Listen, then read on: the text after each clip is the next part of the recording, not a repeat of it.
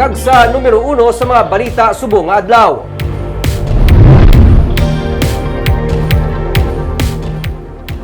Isa ka barangay health worker ang iyang mister upod man sa minor de edad nga anak nga mga ginakabig New People's Army ang napatay sa nagluntad nga encounter sa Canlaon City. May report si Romeo Subaldo.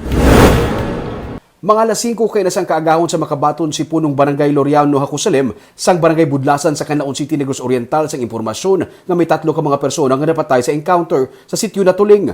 Ang mga napatay, personal nga kilala sang punong barangay. Katapos ang isa lang kapanimalay, si Christina Hacolbe nga anay barangay health worker.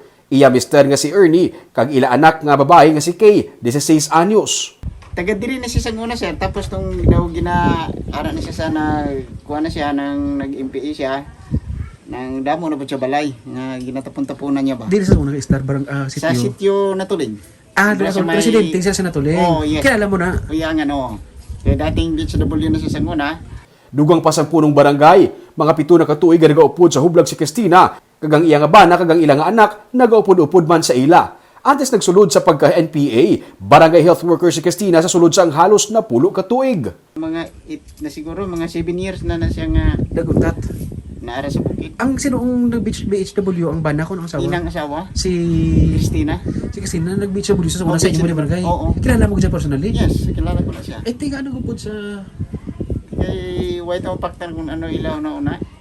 lawig sa nag-BHW. O lawig siya rin. Ang pila ka tuig man kap. Siguro mga 10 years siguro sir, sobra pa.